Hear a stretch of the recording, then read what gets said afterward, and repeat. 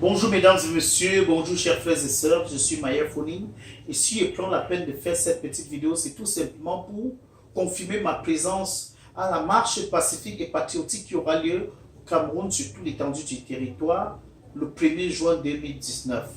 Oui, il est désormais question que les Camerounais se lèvent comme un seul homme pour demander de stopper la guerre fratricide qui sévit dans notre pays. Il est désormais question de demander au régime de Yaoundé de libérer tous les prisonniers de guerre dans les zones anglophones, de libérer tous les prisonniers politiques issus de la marche blanche du mouvement pour la renaissance du Cameroun, de dire au régime de stopper cette guerre en entamant des négociations avec nos frères d'en face, parce que une guerre fratricide cause les torts à tout le Cameroun tout entier et peut causer les cassures irréversibles. Il est désormais question que vous soyez du RDPC, du SDF,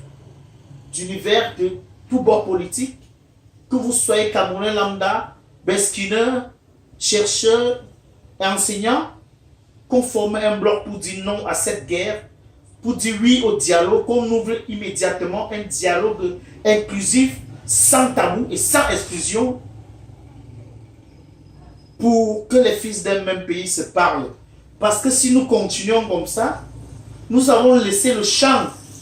à la communauté internationale de venir résoudre notre problème. Or, les Camerounais peuvent manifester, sortir dans les rues pour marquer leur ras-le-bol par rapport à cette situation, pour demander au régime en place de prendre le problème à corps, d'entamer un dialogue, d'engager les négociations, d'entamer un dialogue inclusif sans tabou et éviter de faire la théâtralisation dans cette zone. Vraiment, j'appelle les Camerounais à manifester le 1er juin 2019 pour dire non à cette guerre, pour demander la libération des prisonniers politiques issus de la marche blanche du MRC, pour demander la libération des prisonniers de guerre de cette zone anglophone,